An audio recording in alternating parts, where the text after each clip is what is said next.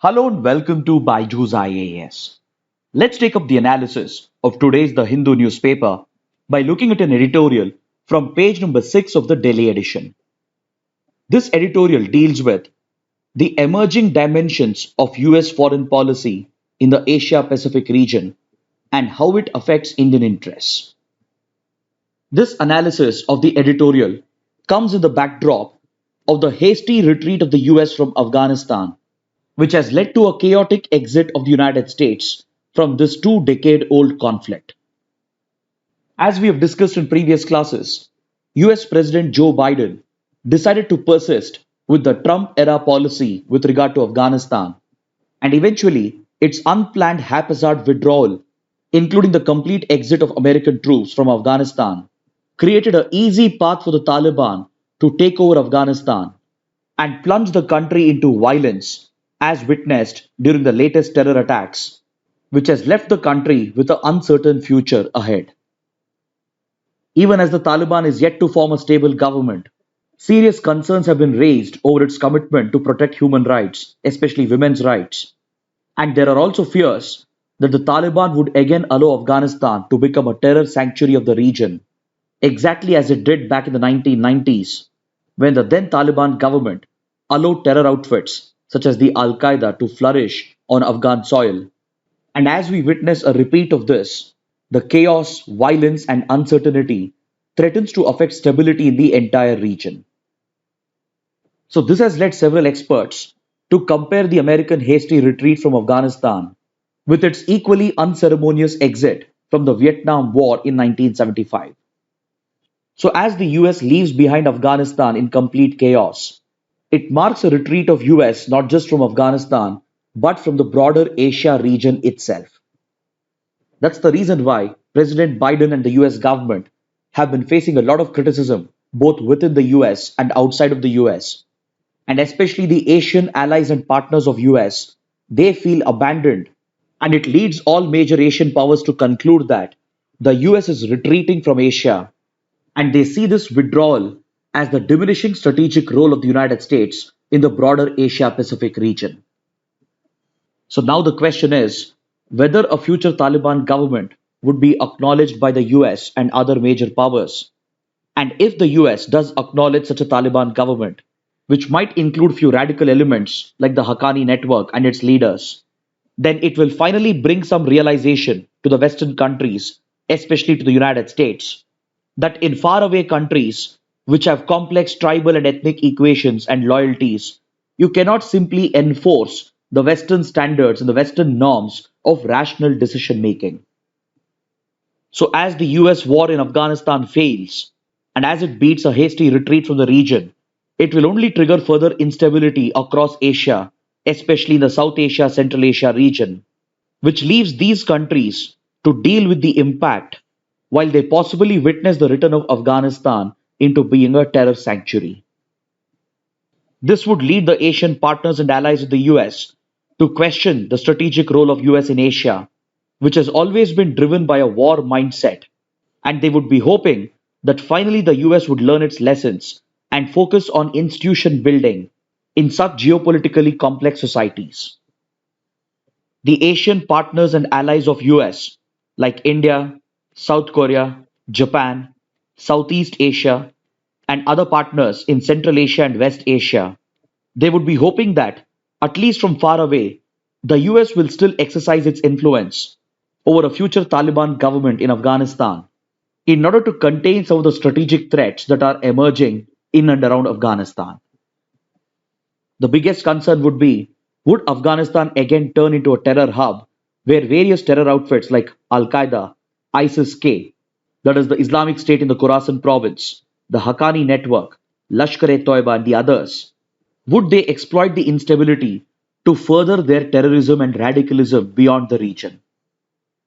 These partners and allies of the US would be closely watching whether the US can influence Pakistan, especially its intelligence agency, the ISI, to cut off its covert links with these terror outfits, which have been used by Pakistan as a part of its covert proxy war. The American partners and allies would also be watching the deep inroads that China would be making in Afghanistan, especially with regard to its economic projects and with regard to its hunt for Afghan resources. Countries like India would obviously watch these developments closely to see how the American withdrawal will compromise their interests in the region vis-a-vis Pakistan and China. India would also be concerned about its civilizational links with Afghanistan and as to what will happen to its infrastructure projects and soft power initiatives and the goodwill that it had generated by investing nearly $3 billion in the country. Now, much of this depends on the US role and how it engages with the Taliban. So, as the Asian countries feel abandoned with the retreat of the US, they might start concluding that the strategic role of the US is diminishing in the Asia Pacific region, which in turn could be a bigger threat to the rules based order in the Asia Pacific. American allies in Southeast Asia and East Asia, they would be particularly concerned about the rising aggression of China, and they would have doubts about the credibility of US policy and US influence in the region. Then like-minded democratic partners of the US in the Asia Pacific region, like India, they would start questioning the viability of groupings such as the Quad or the Quadrilateral. So as the United States leaves behind a power vacuum in the broader Asia region, China is already gearing up to step into this power vacuum, and it would definitely seek to establish its hegemony through its aggressive policies in order to secure its economic and strategic interests across the Asia Pacific region. And China could very well make the beginning from Afghanistan, where it has already reached out to the Taliban leadership. And such increasing role of China in Asia will directly threaten Indian interests and as well as the interests of several other Asian countries, as China is known to disobey the rules based order. As China pushes ahead with its Belt and Road Initiative, especially the China Pakistan Economic Corridor, India would be concerned about the breach of its sovereignty as the CPEC corridor passes through Pakistan occupied Kashmir. And as China presses ahead with its aggression in the South China Sea with regard to the maritime disputes, the other Asian powers in Southeast Asia and East Asia would be deeply worried. And as these Asian countries prepare for the upcoming changes in Asian geopolitics, they all might start reducing their reliance on the United States as a counterbalance to China. So, if the United States has to remain relevant in the Asia Pacific region, then it needs to correct the mistakes committed in Afghanistan and display true intent to stay committed to the region. And the beginning should be made by directly engaging with the future government of Afghanistan, which is likely to be a Taliban government, and help the other Asian countries like India to protect their core interests. Now, let's take up this column from page number 6, in which the writer evaluates India's performance with regard to its climate change targets, known as INDCs or Intended Nationally Determined Contributions, which India had committed to under the Paris Agreement of 2015 as a part of the Climate Change Convention. See, under the UN Framework Convention on Climate Change, the Paris Agreement was adopted in 2015, which mandates the countries to adopt a set of voluntary contributions known as INDCs or Intended Nationally Determined Contributions. Through these voluntary contributions, the member countries are expected to bring down their greenhouse gas emissions and replace fossil fuels with renewable forms of energy in order to tackle the problem of climate change and global warming. So, in this regard, India had announced a set of voluntary contributions as per the commitments made under the Paris Agreement. These INDC targets of India can be broadly divided into emission reduction targets, creation of additional carbon sink capacity, climate change adaptation, adoption of renewable energy, including capacity addition, that is to replace fossil fuels, and adopt non fossil fuel based forms of energy. It also covers energy efficiency, financial resources for combating climate change, and few other miscellaneous measures. So, with regard to these targets that were announced by India as a part of its voluntary contributions under the Paris Agreement, the writer says that India's performance has been excellent because over the last 5 to 6 years, India has indeed walked the talk. As compared to the other top emitters of the world, India has done a far better job at achieving its voluntary targets. And the writer goes on to make a strong argument to highlight why India has performed better than the other countries, especially the top emitters, and even provides ample evidence for this. See, tackling climate change and global warming is essentially a global responsibility. This is not a responsibility of one nation or a few nations, because there is a need to account for historical emissions and historical responsibilities, especially that of the developed and industrialized nations, which have become developed today because over the last 1.5 to 2 centuries, they were free to burn fossil fuels as they wanted, which allowed them to grow their economies and address their socio-economic challenges. Whereas the developing nations, underdeveloped countries, on the other hand, they are still struggling with several socio-economic challenges, especially the least developed countries and the small island states. And they never got to fully utilize the carbon budget of the world, which was already used up by the developed industrialized nations. So, with regard to climate action, as this divide emerged between developed and developing nations, the concept of historical responsibilities and historical emissions were of utmost importance to the developing nations. This essentially meant that the developing nations wanted the developed industrialized countries to take up a greater share of the responsibility so that they could be held accountable for their historical emissions. And in turn, they even expected the developed nations to provide financial support and technological assistance to the developing underdeveloped countries so that they could adapt to climate change and implement mitigation measures. This argument of the developing nations and underdeveloped countries is based on solid logic because the responsibility towards climate action should be determined on the basis of per capita emissions. In this regard, Western countries, industrialized nations, and the current world's top emitter, China, they are many times ahead of other countries like India. Even though in net terms, India is one of the top three emitters after China and US, with regard to per capita emissions, India still is one of the lowest emitters as compared to China, US, and the other countries. Data from the World Bank on CO2 emissions shows that since the Kyoto Protocol was adopted under the Climate Change Convention back in 1997, which was the first climate change agreement prior to the Paris Agreement, China and US, the top two emitters, could emit 5 times more emissions than countries like India by the year 2030. The United Kingdom, on the other hand, has per capita emissions at 1.5 times that of India. Despite having such high per capita emissions and historical responsibilities, these countries have been very poor when it comes to their INDC performance under the Paris Agreement. Despite their voluntary contributions, these countries are falling short of their Paris Agreement targets, and despite this poor performance, they are pushing towards so-called net zero target or net zero emissions in order to achieve carbon neutrality in the coming decades. Countries like China have announced carbon neutrality target by 2060 and it hopes to achieve its peak CO2 emissions by 2030. But despite these stated targets, China has consistently increased the consumption of coal, which is still being consumed in massive quantities by its thermal power plants and coal based industries.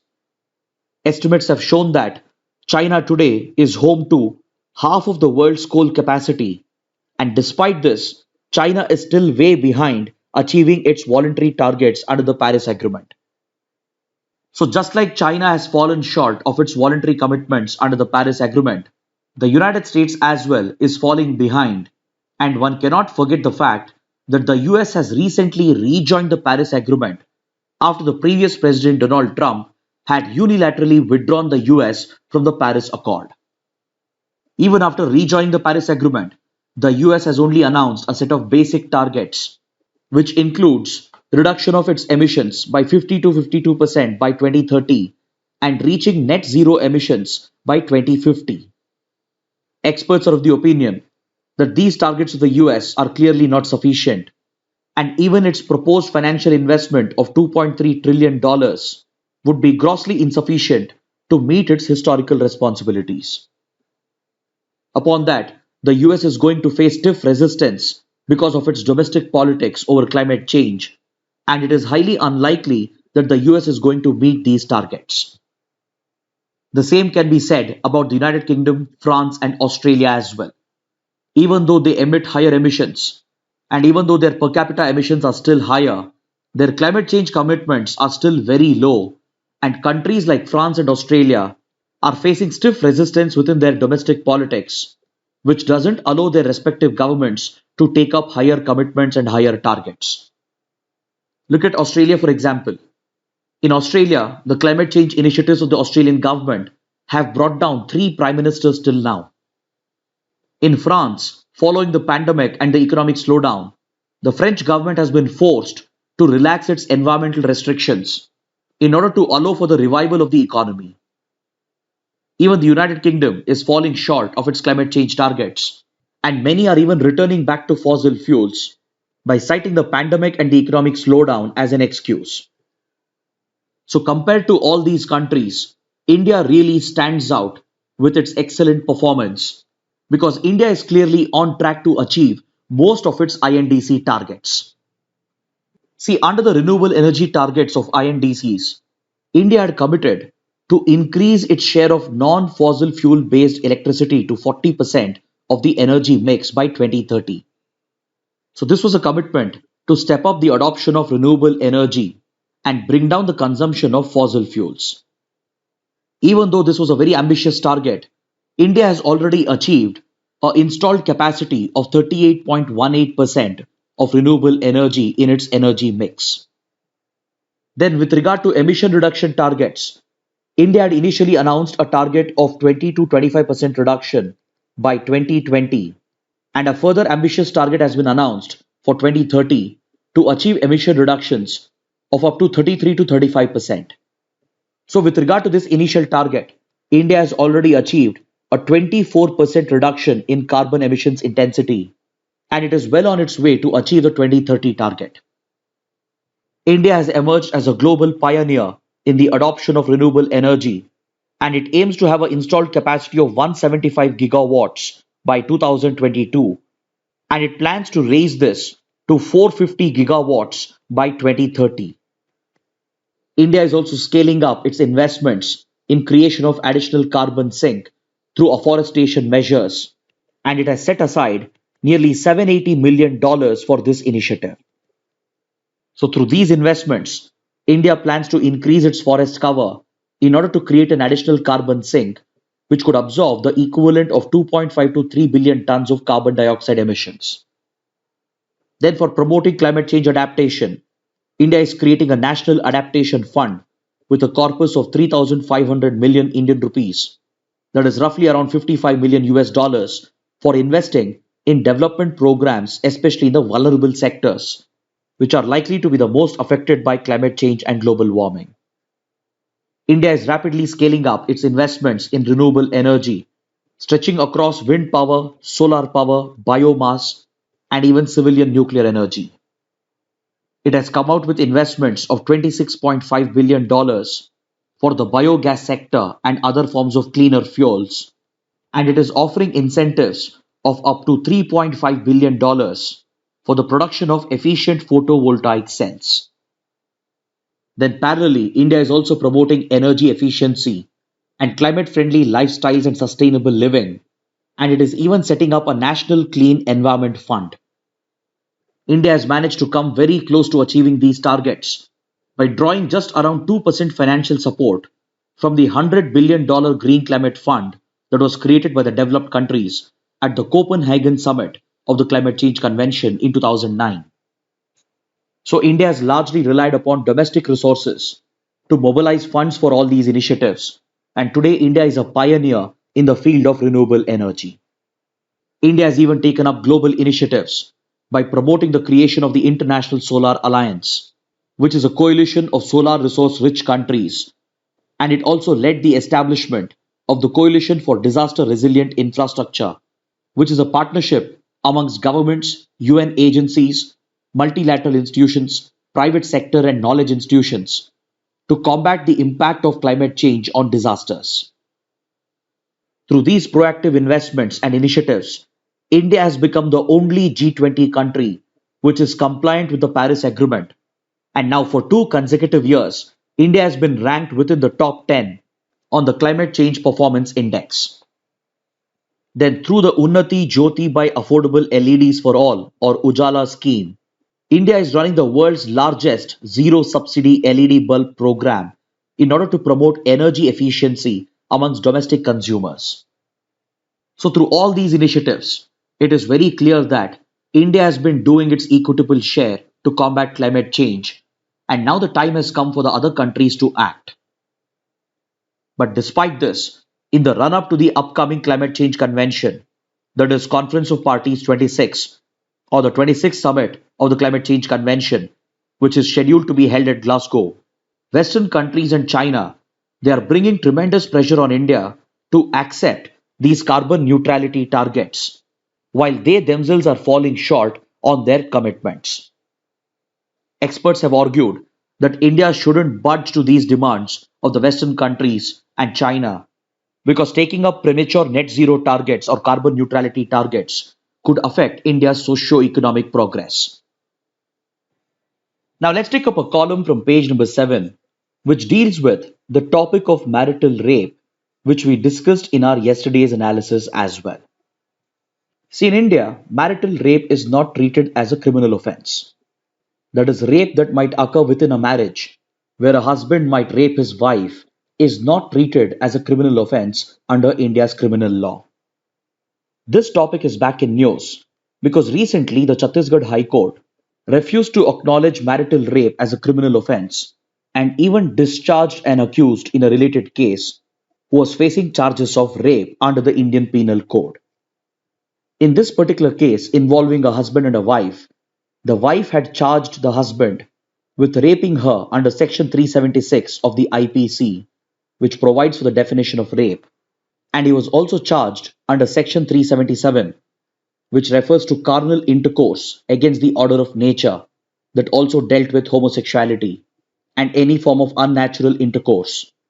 And he was also charged under Section 498A of the IPC, that deals with cruelty towards wife by the husband or his relatives. In this particular case, the Chhattisgarh High Court convicted the husband under Section 377 and Section 498A, but surprisingly discharged him under Section 376, thereby discharging him from the charges of rape. While discharging the accused, the High Court relied upon exception number 2 of Section 375 of the IPC, where, as per the definition of rape, marital rape is not covered. That is, within a marriage, a man, the husband, even if he rapes the wife or has sexual intercourse without her consent, and provided if the wife is above 18 years of age, then this criminal offense will not be treated as marital rape under India's criminal laws. So, while passing this judgment, the Chhattisgarh High Court was simply abiding the law and it refused to look beyond these legal discrepancies. So, essentially, this law, especially the exception to rape, assumes that in a marriage, all forms of sex is consensual. It is based on the assumption that within the institution of marriage, the wife has to consent or would have given consent in all the cases for the husband to have sexual intercourse with her. The writer points out that this happens to be one of the biggest discrepancies in our criminal laws and raises serious questions about the rationale behind these laws. See, it is interesting to note that under India's criminal laws, a husband within the institution of marriage can be charged and punished with all other forms of sexual offenses except for marital rape. Within a marriage, the husband can be tried for offenses such as sexual harassment, molestation, voyeurism, forcible disrobing, and even for unnatural sex under Section 377. With regard to Section 377, after homosexuality was decriminalized by the Supreme Court in the landmark Navtej Singh Johar case of 2018, even the consent of the wife matters with regard to unnatural sex. But only when it comes to penile vaginal intercourse between the husband and the wife, consent doesn't matter as per Indian law, and thereby marital rape is not recognized in our criminal system. This, according to the writer, goes against our constitutional principles because marital rape and the refusal to acknowledge it as a criminal offense violates the dignity of the wife or the woman, including her individual autonomy and bodily autonomy, and goes against the principles of gender equality. So, as a result, this exception to rape violates the fundamental rights enshrined under Article 14 and Article 21, and it also goes against the UN Convention on the Elimination of All Forms of Discrimination against Women. The writer then makes a reference to the Joseph Shine case of 2018, in which the Supreme Court declared adultery as unconstitutional. Because prior to this judgment, adultery or cheating in a marriage was punishable only for the woman and not for the man. This unconstitutional law was clearly based on the assumption that the wife is the property of the husband in a marriage, where she is not allowed to cheat or commit adultery. This assumption that the wife is a property of the man in a marriage is based on the patriarchal belief, and it is the same belief which extends to marital rape as well. Because within the institution of marriage, marital sex is always assumed to be consensual, which is clearly a patriarchal belief. So, if this is the case, and if marital rape and its lack of recognition is against our constitution, then why don't the courts intervene and declare marital rape as a criminal offense? Why don't they recognize the right of the wife for consensual sex within the institution of marriage? For these questions, several arguments have been made in the past. It has often been argued that if marital rape is recognized as an offense, then it will destroy the institution of marriage. So, for this, the writer questions what sort of an institution would this be if it is allowing marital rape to be committed? And she relies upon the ruling of the Supreme Court in the Independent Thought versus Union of India case of 2017, in which the Supreme Court had recognized marital rape if the wife was a minor. In this case, the Supreme Court had held that marriage is not institutional but it is personal. So, if within the institution of marriage, rape of a minor wife can be recognized and punished, then why not apply the same logic in case of marital rape being committed against a wife who is above the age of 18 years? For this, experts and even the government have argued that how can one determine that rape has been committed by the husband within the institution of marriage? How do you collect evidence for this? Again, these questions of the government and other experts, they are baseless because this is again based on the assumption that marriage essentially means consensual sex. The writer says that just like any other rape offense, even within a marriage, rape should be determined and evidence should be collected based on physical evidence and testimonies. Again, for this to be recognized, we need to move away from the patriarchal assumption that all forms of sex within a marriage is consensual, and we need to move away from the belief that the woman or the wife within a marriage is the property of the husband. So, in conclusion, the writer states that not treating marital rape as a criminal offense and by creating an exception for it, we are not only violating the Constitution and its principles, but we are also violating the dignity of women and their right to equality and bodily autonomy. Now, let's look at the mains practice questions. The first question: there is a sense that Washington's strategic role in the broader Asia region has diminished following its chaotic withdrawal from Afghanistan. Evaluate how it affects Indian interests and broader stability in Asia. The second question: India is setting a global example in meeting its nationally determined contributions. Illustrate. So please write an answer to these questions and post your answers in the answer writing portal, for which the link shall be shared in the description box below. So with this, let's conclude our discussion for today. Thanks for watching.